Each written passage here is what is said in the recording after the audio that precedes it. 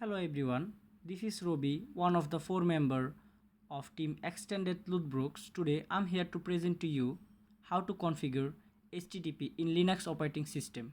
Throughout this presentation, I will guide you through the steps needed to set up and configure a web server using HTTP. So let's dive into our presentation. At first, we need to know what is HTTP. HTTP stands for Hypertext Transfer Protocol, which is the foundation of data communication on the web. It operates as a request-response protocol between a client and a server. Here, request-response protocol means the client sends a request to the server asking for a specific resource. The server processes the request and send back a response which typically includes the requested resource or an error message. Why do we need to configure HTTP?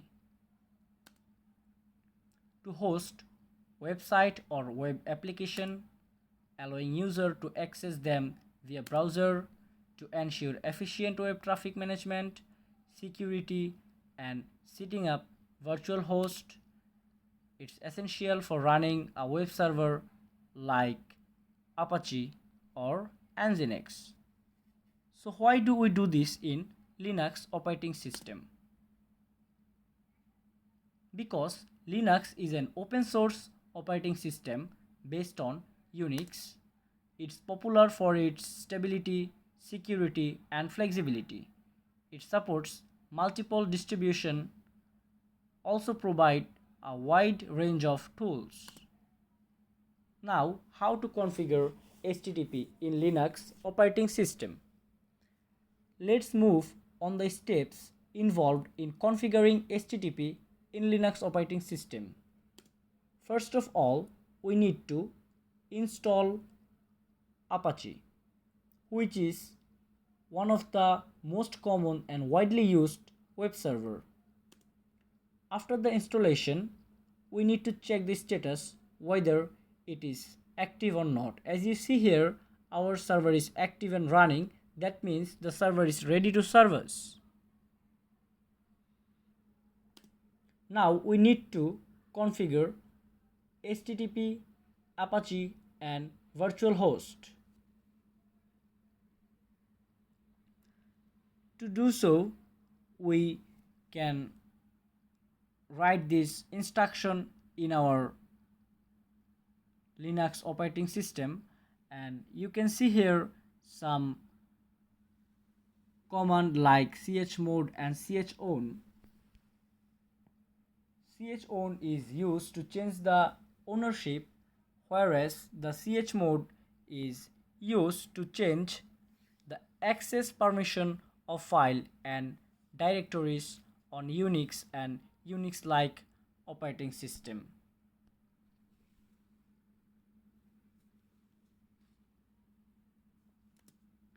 Finally, we need to enable the Apache server to ensure it runs automatically upon boot.